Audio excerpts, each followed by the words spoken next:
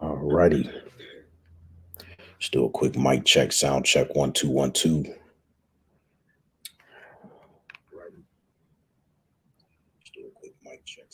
Okay, that sounds good. All right, so shalom, shalom. First and foremost, Shabbat shalom. All praise, glory, and honor to Yahweh, Bahasham, Yahweh Shai, Bahasham, Rakakwadash. Double honors to the apostles and elders of GMS, better known as Great Millstone, who rule well. And as always, we give peace and salutations unto the hopeful elect, the tabernacle of David. So this is going to be the third installment of understanding the 12 tribes chart. So basically, if you haven't already, let me just share my screen really quickly just to show you. All right, and Slovakia, there we go. So just a quick recap. If you guys haven't checked out the last two videos I've done going into the understanding of the 12 tribes chart, I highly recommend you go back and start at part 1 so that you can get the full understanding on how the bulk of the 12 tribes ended up in the Americas. All right. Because if you don't understand through biblical prophecy on how that happened, you're not going to understand why the 12 tribes chart is indeed 144% accurate. So you must watch part 1. And then in part 2 of the series, I start to go into Genesis, the 49th chapter, breaking down some of the tribes. And in this series, which is going to be the end of all series pertaining to understanding the 12 tribes chart, all right, we're going to finish up with the rest of the tribes. So being given this opportunity through the spirit and the power of Yahweh Bashem Shai, we are going to go, all right, to Genesis, the 49th chapter. And we left off dealing with Judah. So what we are catching up to here in today's lesson is we're going to start off with the tribe of Zebulun. Now, for those of you who don't know, right? Let's see here. Hopefully everybody can see that. Zebulun, all right, as you can see here on the chart, all right, represents today your so-called Guatemalans and Panamanians, all right?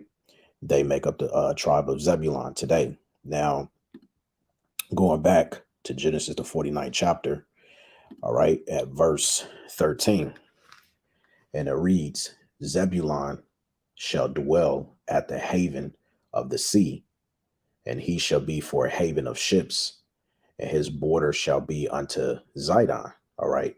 Now, this verse in particular, as the elders always say, is a stumbling block because you have to understand when you go into history. All right. We know when we deal with the original map, dealing with the 12 tribes in the land of Israel. All right. As you can see here, all right, where my cursor is. So, let me go there. Where my cursor is, as you can see there, Zebulun is located there. And above Zebulun, you have Asher and Naphtali. Now here, if I zoom in, you have Tyre, and just above Tyre, which they don't have here, you have Zidon, right? Now, where Zebulun is situated, okay, if you was to go back and read, which let's go there and read it again. All right, Genesis 49 and 13, Zebulun shall dwell at the haven of the sea. Haven meaning a coast, all right, the coast of the sea, all right, a coast for ships, and he shall be for a haven of ships, and his border, all right, shall be unto Zidon. So some brothers that come into the truth, all right, they don't take the time to study. Now, when you actually look at the way the tribes were set up, going back to this map here, when you look at the way the tribes were set up, Zebulun, as you can see, is dwelling, all right, right between Asher and Naphtali. And at the border, at the top of Asher, you have Tyre. And if you actually look up on another map, you'll have Zidon. So Zebulun is nowhere near Tyre and Zidon. So what could this be talking about? Well, today it's in referencing to what we call right around Panama, the Panama Canal. All right, because this is where your Guatemalans and your Panamanians dwell. All right, which is the tribe of Zebulon. So it's actually talking about the Panama Canal. Now, when you deal with the Guatemalans and the Panamanians, all right, they were your Mayans, all right, which the word Mayan means dweller or springs, right? And the Panama Canal today is where your trades come through, all your ships and stuff like that, right? So when it talks about the border, the border shall be of Zidon, is actually talking in reference to the Olmec heads, because when you go into secular history, all right, down in South America, all right, these Olmec heads um, goes back to Tyre and Zidon. Now, the proof of that, I've touched on this in part one, okay, because you had go into history. Uh, let's get this here. This is a good website. I highly recommend. I'll be happy to share the link in post production in the description box so you brothers and sisters can look this up. But when you deal with secular history, you had a gentleman by the name of Jean Savoy. All right, and basically Jean was known as a let's see if I can type his name in here. You had Jean Savoy, which he was an ancient explorer, right? And basically, not ancient explorer, Salakia slip of the tongue, but basically he was an explorer, and he was the one that found tablets, stone tablets, with hieroglyphs and inscription, which he was able to compare the inscription that he found on the tablets in comparison to Tyre Zidon, all right, which was under the rule of King Solomon via way of King Hiram. All right, when you get First Kings the 10th chapter, all right. Matter of fact, let's go over there just to refresh your memory in case if you brothers and sisters don't know that history. So this is First Kings chapter 10, and let me get straight to the point. All right, let's see here. Yeah. So uh First Kings 10:22. Well, you can start at, yeah, straight to the point. Yeah. Verse 22 says, "For the king had at sea a navy, Tharshish, with the navy of Hiram." All right. And once in 3 years came the navy of Tharshish, bringing gold and silver, ivory, and apes and peacocks. Now, in part one of this series, I'll mention the word peacocks. When you look it up in the Vulgate in the Latin, it actually goes back to turkeys. So, in retrospect, all right, what the Phoenicians were doing was anytime they came uh, to South America, they would leave these Olmec heads as a way of remembrance, for which, once they arrived on land, these Olmec heads, well, they will set up so that they can remember, which sort of area they hit or whatever the case may be, because every time they kept coming back, once in 3 years, because it would take um uh 1.5 year, 1.5, to go from Jerusalem, all right, over to the Western Hemisphere, which would have been the Americas, or the Americas today. And then it'll take another year and a half to get right back. So that's a total of 3 years. Okay. And so what they used to do was they would drop these Olmec heads as indicators so that the next time they will come back, all right, these Olmec heads will be some sort of like a geographical part for them to filter their way through the actual lands. All right. And um, they don't really, Esau not going to, go all the way and tell you the truth on that. But when you go into it, all right, let's read a little bit about this. Uh, it says in December 1989, it was reported that an American explorer in Peru's highland jungles had found evidence that indicated King Solomon's legendary gold mines may have been in that region. Okay. It says the explorer Jean Savoy declared that he had found 3 stone tablets containing the first writing found from the ancient civilizations of the Andes. The inscriptions he reported are similar to Phoenician and Hebrew hieroglyphs, showing you what? All right, the Northern Kingdom. all right, were in the Americas, or they came to the Americas after leaving the Assyrian Empire, which we went through in part one of the series. Okay. And see, this is why we always tell you, Jakes, you have to know how to look things up in research, man. Don't just take our word for it, right? You have to do your own research. Furthermore, it goes on to say, reports the San Francisco Chronicle, the hieroglyphs on the tablets are similar to those used in King Solomon's time and include one identical to the symbol that always appeared on the ships he sent to the legendary land of Ophir, all right, which America is known as Ophir today, all right, especially when you get Isaiah the 10th, Salakia, Isaiah the 13th chapter is what I meant to say. So it goes on to say, which the Bible described as the source of his gold, Savoy said, right? So when you drop down straight to the point, let's see here. It says the Gran Valaya ruins are 400 miles north of Lima, 9,000 feet above sea level in a fog shrouded region of the Andes that Peruvians call the jungle's eyebrow. Savoy, one, display photos of the tablets, which he said remained in the cave, and sketches of rubbings taken from the stones. And he pointed out the similarities between the styled inscriptions and samples of Phoenician hieroglyphs, right? And that's another indication to show you that we spoke the language of Canaan.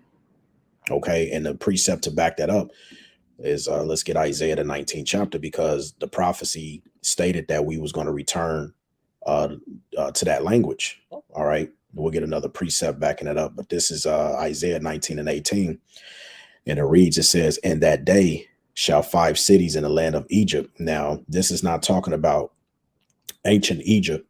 This is talking about spiritual Egypt, which is America. Okay, so 5 cities in America will speak the language of Canaan. When it says Canaan, it's talking about Phoenician, okay, or Paleo Hebrew. And swear to Yahweh of hosts, one shall be called the city of destruction. And what city is going? What's that city that's going to be destroyed? Babylon the Great, that great city. Okay, so showing you that today, okay, we are going back to our heritage, because remember, we lost our heritage pertaining to Jeremiah the 17th chapter. Okay, we are speaking the language of Canaan. Okay, so when you understand that, let's get another precept. This is the book of Zephaniah 3 and 9, which states, "For then will I turn to the people a pure language, that they may call upon the name of" what? Yahweh, "to serve him with one consent." So that pure language, okay, even though we're not speaking it fluently, but in the kingdom, okay, when we're made right with our power alongside Yahweh Shai, all right, we're going to be speaking it fluently. All right. But just, right now on this side, we're rehearsing the righteous acts. We're coming back to our faith. We're coming back to our power. All right. So, pursuant to Judges 5 and 11, we're just rehearsing the righteous acts. Right. So, going back to this, you also, let's see here. Now, let me type in King Solomon. Now, you had a man by the name of Cyrus Gordon. All right. Which alongside with Jean Gavoy, he believed the king mentioned in the script, as it says here, can be identified as Hiram the Third. All right, and this was the inscription that they found on the tablets. All right, down in South America, showing you that the Indians, all right, whether it be your Tainos, well, which are your when you deal with let's see here, Salakia. Um, when you go into the history, um, dealing with all the tribes, Ephraim, the Puerto Ricans, Manasseh, your Cubans, all right, you got Gad, Native Americans, Asher, all right, your Incas, right, which are your Colombians and Uruguayans, Salakia, all right. Um, they are all Israelites, man. All right. And a lot of people, unfortunately, they can't see it because they don't study, they don't go into the history, you know. So let's continue on. It says here, The inscription seems to verify an unusual statement found in the Old Testament. An ancient biblical chronicle wrote, and King Solomon made a navy ships in uh, Ezion Geber, which is beside Elath on the shore of the Red Sea in the land of Edom. And Hiram sent in the navy his servants, shipmen that had knowledge of the sea, right? Because along with, when you deal with the Minoans and the Ionians or the Etruscans, they were all known as seafaring people. Okay, they were sea people. It even tells you when you get, let's see here, let's go to Ezekiel, if I can remember. I think Ezekiel, the 28th chapter or the 27th chapter. Because they were known as let's see here, because you had King Tyrus, and King Tyrus was known for his navy. Yeah, it might be one over Salakia. Yep, this is Ezekiel 27, and I'll start at the top. It says, "The word of Yahweh came again unto me, saying, Now, thou son of man, take up a lamentation for Tyrus, and say unto Tyrus, O thou that art situate at the entry of the sea, which art a merchant of the people for many isles." You see, thus said the Lord Yahweh, O Tyrus, thou hast said, I am of perfect beauty. Thy borders are in the midst of the seas. Thy builders have perfected thy beauty. All right, because they were known, all right, to set sail and travel. They were a seafaring people. Okay, so this is why it helps to as the scripture says, study to show thyself approved and know that history. Because when you know that history and you go into details like what it's saying here, what these explorers have found out, everything links through the spirit. So it says here, and they came to Ophir and fetched from thence gold 420 talents and brought it to King Solomon. 1 Kings 9:26-28. Right. So, but to save time, they took the hieroglyphs off the tablets, and they was able to link it to what they found when they were traveling around South America. All right. So, but as I said, I'll drop this link in the description box, and if you brothers and sisters want to have a read, you can do that. All right. So going back here,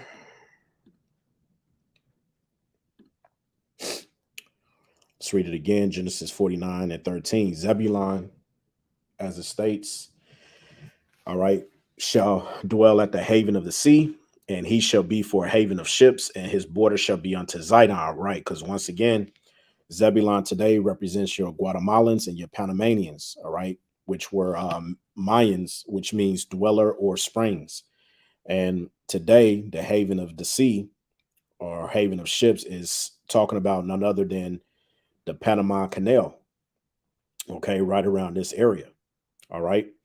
And the border shall be unto Zidon, right? Because this is going into the history of the Olmec heads, all right? Because once again, when you look up Jean Savoy, all right, when he was traveling all throughout this region, all right, he went all throughout the coast, down onto the south, dealing with Argentina and Chile, all right. Also the Peruvian, area, all right. He found a lot of Hebraic um inscriptions, and he just found a lot of history, and he believed in his heart of hearts that the natives, they were part of the lost 10 tribes. All right. And I think he also has a book out too. I can't remember, it's been a while since I went into that person, but anyway, going back here. So that was Zebulon. Next tribe, Genesis 49:14, Issachar. It says Issachar, which today would be your so-called Mexicans, is a strong ass couching down between two burdens. All right. And them being a strong ass, it represents they were known to be hard workers. All right. Because the so-called Mexicans, they're known to be hard workers. When you think of landscaping, when you think they're the first to be up there 4 or 5 o'clock in the morning, standing at the corner, all right, down in the state of Arizona or Texas or whatever, looking to get work. All right. So they're always the, first one in, last one's out, right? whether it's landscaping or doing your roof, tiling, stripping floors, whatever, Um, it says it causes a strong ash couching down between two burdens. Now, the two burdens represents the land masses of North America and Central America. All right. And another thing dealing with the Issacharites was they can tell the signs in the stars. All right. They had the ability to look up at the constellations. Right. And it says here, Salakia, and also when you look at the pyramids down in South America, um, that's how they were able to build it because they had that ability, and they were in tune with nature because they had the understanding of the times. Which a quick precept. Let's get First Chronicles, and I believe it's the 12th chapter. In verse 32, it says, "And of the children of Issachar, which were men that had understanding of the times." See, to know what Israel ought to do, the heads of them were 200, and all their brethren were at their commandment. So down in South America, when you get into the whole um history dealing with the pyramids and everything, was everything like that, and them sacrificing on the pyramids, because they all the northern kingdom, they eventually went off, even though they said they wanted to travel to another land where never mankind dwelt, which I was talking about the Americas. But eventually when they got to the Americas, they didn't keep the law, statutes, commandments. They just went off. But they can tell the signs of the stars, and hence how they were able to build the pyramids down in South America, because they were so in tune with nature and they had understanding of the times, you know. So going back, let's go back here. Salakia, Genesis 49th chapter and verse 15. It says, "And he saw that rest was good." All right. And that rest is talking about the land of Mexico, right? And the land that it was pleasant. Once again, Mexico, right? And bowed his shoulder to bear and became a servant unto tribute, right? Because um eventually they became slaves to the Spaniards around the 15th century, 15th, 16th century. All right. When the Spaniards with the conquistadors came in, all right, yeah, all hell broke loose, man. And all right, and you can look up that information, what they did. All right, they actually started slaughtering the Issacharites and everything. Pretty much they had their way with all the Northern Kingdom tribes, but we'll get a little bit of that more information as we go through this. So that's Issachar, all right, your so-called Mexicans, all right. Moving on now, here's an interesting tribe, which a lot of people always ask about, the tribe of Dan. Now, Dan simply means judge, right? And it says here, Dan shall judge his people as one of the tribes of Israel, and shall be a serpent by the way, and an adder in the path, that biteth the horse heels, so that his rider shall fall backward, right? And that was one of his war tactics.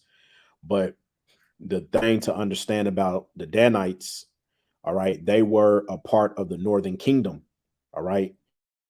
When they became amalgamated, they became mixed in with the other tribes. And the last that you hear about the tribe of Dan is mentioned in Judges, the 18th chapter. All right. And you can read that on your own. But the Lord, he was pretty pissed off with the tribe of Dan. But the last you hear of them is in Judges, the 18th chapter. Now, when you get Revelation, the 7th chapter, all right, it only mentions the 12 tribes. Okay. And people always ask, oh, but what about the tribe of Dan? We don't know. And we're not going to know until we get into the kingdom. All right. But they became amalgamated amongst the other tribes. All right. So the Lord dispersed them amongst the other tribes. So when we get in the kingdom, we'll find out about Dan. But on this side, all right, the last we hear of them is yeah, in Judges, the 18th chapter. All right. So if anybody wants to know about the tribe of Dan, once again, they were a part of the northern kingdom. The last we heard of them was when you read Judges, the 18th chapter. The Lord pretty much dispersed them amongst all 12 tribes. All right. No, they are not mentioned. All right. A part of the 144,000. But once again, once we get into the kingdom of heaven, all right, we'll understand, who they are, and where they were scattered and all of that. We'll get all of that understanding in the kingdom. All right. So Verse 18, it says, I have waited for thy salvation, O Yahweh. Verse 19, next tribe. Now you have Gad, all right, the Gadites, which today make up your so-called Native Americans. Now the word Gad simply means troop, right? Now it says a troop shall overcome him, but he, meaning the Gadites, shall overcome at the last, right? Because the Gadites, when you go into the history, all right, they were overcome by the U.S. cavalry, okay? But the elect of Gad in these last days will overcome in these last days as they are awakening to the truth, right? Also, when you look up Indian wars, whereas Esau, you know, the U.S. government during that time, they made all of these treaties with the Native Americans and also the Seminole Indians, which makes up the tribe of Reuben, right? And upon them making, it was something like over 500, just over 500 or some treaties, right? But ended up breaking almost 500 or more of those treaties when you actually go into the history. All right. And they have been violated, you know, pretty much broke.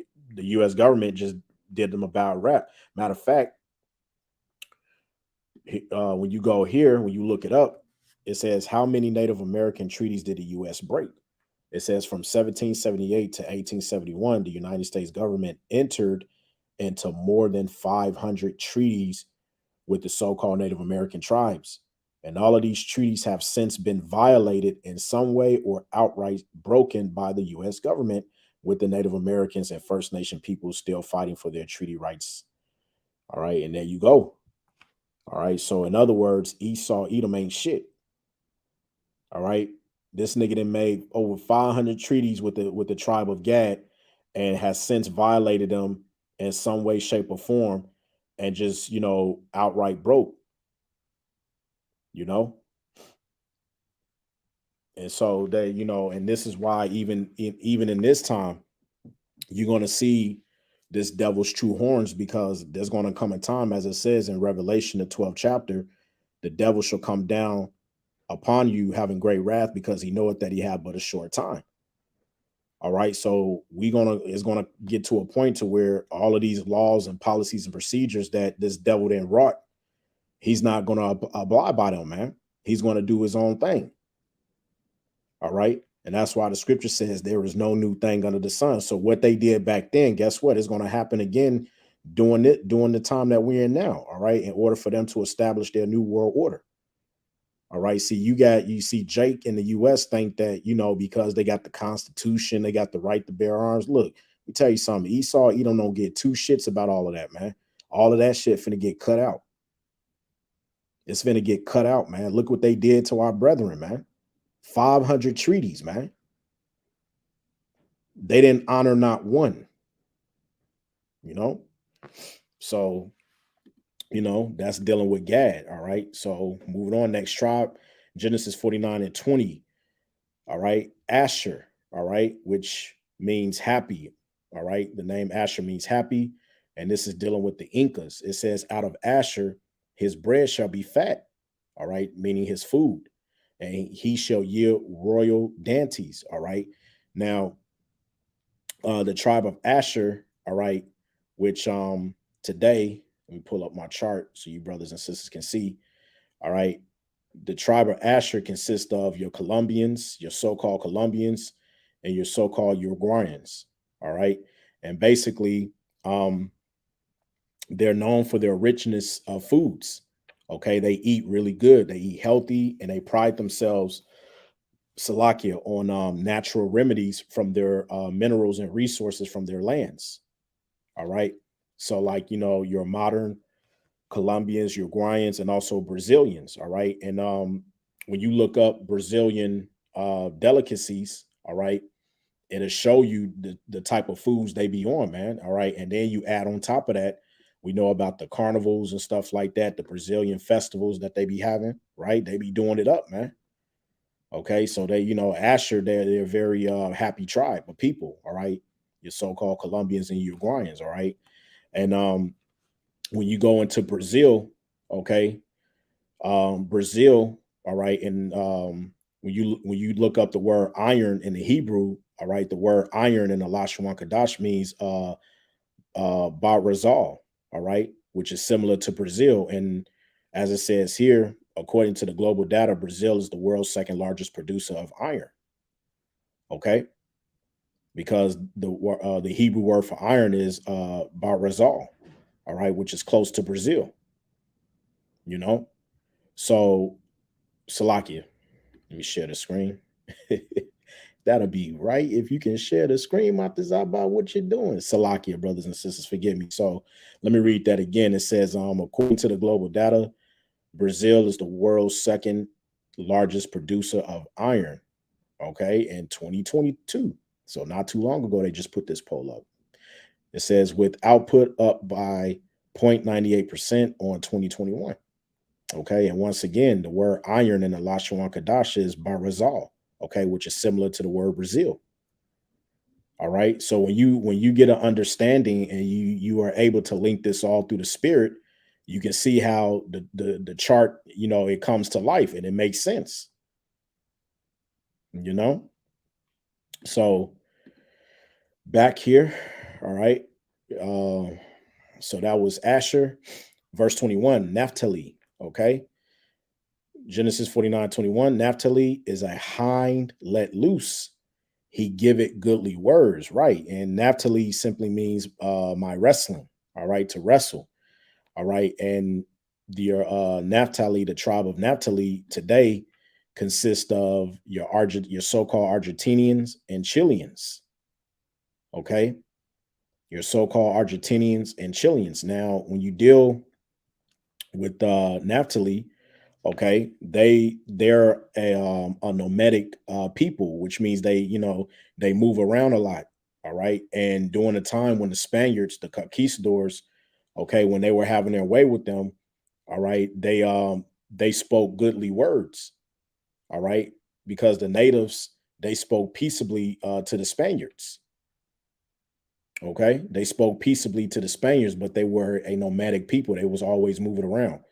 So when it talks about he giveth goodly words, it's because the natives during that time, they spoke peaceably with the Spaniards. They really didn't want to start no trouble.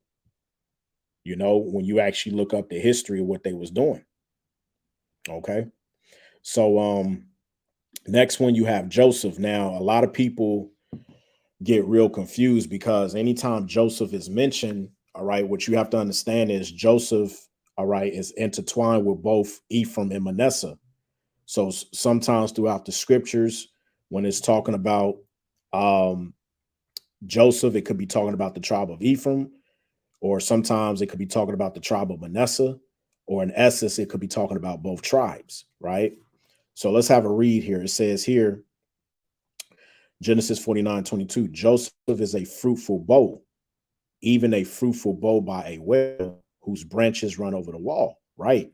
Now, this is talking about his two sons, Ephraim and Manasseh, all right, which Ephraim, okay, means I am fruitful, because when you go back a chapter, Genesis the 48th chapter, both sons were blessed, but Ephraim, he got the principal blessing, all right? He was going to be a multitude, right? Matter of fact, let's go there real quick just to, prove a point, all right? Because it's good to, look these stuff up. Yeah, Genesis 48, I'll start at verse 10. It says, now the eyes of Israel were dim for age, so that he could not see. And he brought them near unto him, and he kissed them and embraced them. And Israel said unto Joseph, I had not thought to see thy face. And lo, the Most High have showed me also thy seed. And Joseph brought them out from between his knees, and he bowed himself with his face to the earth. And Joseph took them both, Ephraim and his right hand toward Israel's left hand, and Manasseh and his left hand towards Israel's right hand, and brought them near unto him. And Israel stretched out his right hand and laid it upon Ephraim's head, right? Because if you understand the scriptures and the history, whoever was the oldest, they got the inheritance, right? So listen to what it's saying here, verse 14. Israel laid Ephraim's head, who was the younger, laid on Manasseh's head, guiding his head's whittling, for Manasseh was the firstborn. And he blessed Joseph and said, the Most High, for whom my fathers Abraham and Isaac did, which fed me all my long unto this day, right? Redeem me from all evil, bless the lads, and let my name be in the name of my father, and let them grow in a multitude in the midst of the earth. Verse 17. And when Joseph saw that his father laid his right upon the head, it displeased him, and he held up his father's hand to remove it from Ephraim unto Manasseh's head, right? Because Manasseh was the firstborn, as the scripture says, right? Verse 18, it says, and Joseph said unto his father, not so, my father, for this is the firstborn. Put thy right hand upon his head. And his father refused. See that? And said, I know it, my son, I know it. He also shall become a people, and he also shall be great. But truly his younger brother, talking about Ephraim, shall be greater than he, and his seed shall become a multitude of nations. So just Ephraim alone, which today is your so-called Puerto Ricans, they became a multitude of nations. So when you go back to Genesis, the 49th chapter, all right, this is why they love popping out babies. Read it again. Genesis 49 and 22. Joseph is a fruitful bow. Fruitful bow. Remember, we were told to do what? Be fruitful and multiply. Whose branches, which branches represents children, run over the wall. That's why today over there in Puerto Rico, okay, they got a lot of babies, man. All right. And then when you deal with his older brother Manasseh, Ephraim, that is, all right, the tribe of Manasseh represents your so-called Cubans, right? But remember, Ephraim was counted as the principal blessing, as we read in Genesis, the 48th chapter, all right? So this is where you deal with the Taínos, right? Because the Taínos, they have a lot of children, all right? And they refer to themselves as Boricua, Boricua, Boana. All right, let me stop. Y'all know what it is. So when so when you deal with the so-called Puerto Ricans, the Taínos, all right, they called themselves Boricua, all right. Verse 23, it says, the archers have sorely grieved him and shot at him and hated him. All right, this is talking about those Spaniards, the Salakia, tongue twister, the conquistadors, right? And when they came to Puerto Rico and Cuba, that's what they did. It goes on to say, verse 24, but his bow abode in strength, and the arms of his hands were made strong by the hands of the mighty power of Jacob. And from thence is the shepherd, the stone of Israel, right? Because they kept having children, and the fact that Esau couldn't exterminate them, you see? And it goes on to say, verse 25, even by the Most High of thy father, who shall help thee, and by the Almighty, who shall bless thee with the blessings of heaven above, blessings of the deep that lieth under, and blessings of the breast and of the womb, right? And the blessings of thy father have prevailed above the blessings of my progenitors unto the utmost bound of the everlasting hills, and they shall be on the head of Joseph and on the crown of the head of him that was separate from his brethren, right? Because the northern tribes, all right, being separated from the southern kingdom, okay, is likened into comparison of Joseph being separated from his brethren. Because you remember Joseph was sold to the Ishmaelites when he went into Egypt. So he was separated from his brethren for a time. Okay. So you see how, the scriptures, not only symbolic, twofold almost, for rather that, but, so that's dealing with, you know, the blessings that they receive, and also, the land of Puerto Rico today, where when they're blessed, man. All right. They got all type of, delicacies and exotic fruits. I believe they also got a rainforest there too, if I'm not mistaken. So yeah, that's dealing with Joseph, both Manasseh being the so-called Cubans and Ephraim being the so-called Puerto Ricans. Last tribe, Genesis 49:27, it says Benjamin, okay, which Banyamyan, which is your so-called West Indians today. All right. And it says Benjamin shall be a Slakia, Benjamin shall raven as a wolf. In the morning he shall devour the prey, and at night he shall divide the spoil. All right. And they raven like a wolf because of the sounds they utter, which is like unto a wolf. All right. And when a wolf howls, what does it do? It calls the other wolves. Right. And this is also known through their music, because when they sang, all right, they the Benjamites, they got, man, they be on it when it comes to them singing. But they even sang about, the downfall of Babylon. They got music talking about America. All right. And within their lyrics, they sang about Babylon going down. All right. So that's all what it's going into. Now, when it talks about in the morning he shall devour the prey, right, that's talking about in the morning, representing Yahushua Hamashiach when he returns. All right, Benjamin will devour its prey, which, what is his main prey? Esau, Edom, as well as the other nations, but primarily Esau, Edom. And where it says, and at night he shall divide the spoil, right, because that's talking about during the downfall of Esau, Edom's kingdom. Okay, because Benjamin, he gonna be in, man. He gonna be getting it in, as well as the other rest of the tribes, you know. So verse 28, all these are the Salakia, all these are the 12 tribes of Israel, right? And this is it that their father spake unto them and blessed them, everyone according to his blessing, he blessed them. All right. So that's pretty much it, in terms of the 12 tribes. And when you deal with biblical prophecy pertaining to Genesis, the 49th chapter, of what was going to befall the descendants of the 12 tribes within these last days. And it's talking about the time that we're in now, because we make up the descendants of the 12 tribes, you know. But what I'm going to do is I'm going to do a separate lesson going into Deuteronomy, the 33rd chapter, because they intertwine with one another. See, Genesis, the 49th chapter, goes into what was going to befall the 12 tribes in these last days, whereas Deuteronomy, the 33rd chapter, goes into the blessings. All right.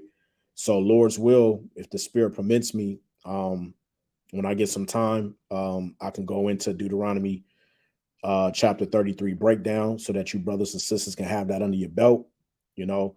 And hopefully this series has been good. But like I said, when you have time, go back and watch the other two parts so you can bring everything together. All right. Because when you understand that the bulk of the 12 tribes ended up on the Western Hemisphere, there's one scripture that I always like to bring out to kind of seal it, showing you that the bulk of the 12 tribes will be in the Americas. This is Baruch, the 5th chapter, and verse 5. And stand on and look about toward the east, and behold, thy children gathered from the west unto the east by the word of the one, man. All right. So the 12 tribes, they're waking up. The boat, that's why this, okay, through is 100% accurate, because when you understand that we will end up in the land of the north, all right, which is Babylon the Great, okay, and it tells you in Micah the 4th chapter again that from there, meaning in Babylon the Great, which is America, we shall be delivered. That's the reason why every so-called nation that you see on this chart, all right, is 144% accurate. Okay. And if you don't go into the history, going into the breakdowns and stuff, it's easy for you to come up against this chart. And that's what a lot of brothers do. A lot of brothers, they'll say, oh, this chart is false because you got Israel scattered. Well, yeah, that's right. Israel is scattered, but where is the bulk of the 12 tribes? In the Americas. And where did the truth come out of? In the Americas. Ezekiel, the 37th chapter, the valley of the dry bones. The valley represents a lowland mass, which is talking about the land of America. Revelation, the 11th chapter, goes into that. After 3 days and a half, all right, their bodies, rose up, roughly paraphrasing. They stood upon their feet. Okay. Being in spiritual Sodom and spiritual Egypt. That's talking about America, man. you know and if you don't understand the breakdown of the 12 tribe chart, if you get questioned on it, you can't go into the history like we've done in this series. It's not going to make sense to the other person. So it's always good to come back and revisit, and to make sure you keep your sword sharp, all right, and understand the breakdowns and understand the history, and being able to link what you find when you look up these tribes, their demeanor, their mannerisms, all right, their characteristics, all right. And if you actually take your time and go through each one of the tribes, and you go into their history and what befall them and what happened to them, you can actually link it up with the prophecies showing you that these are the people. Okay. So, I'm gonna leave it off there. Yahweh Ratazah, Lord willing, this lesson was edifying. This concludes the series of understanding the 12 tribes chart. So with that, I want to give all praise, glory, and honor to Yahweh, Bahasham, Yahweh Shai, Bahasham Rakak Wadash. Double honors to the apostles and elders of GMS, better known as Great Millstone, who rule well. Peace and salutations unto the hopeful elect. Shalom.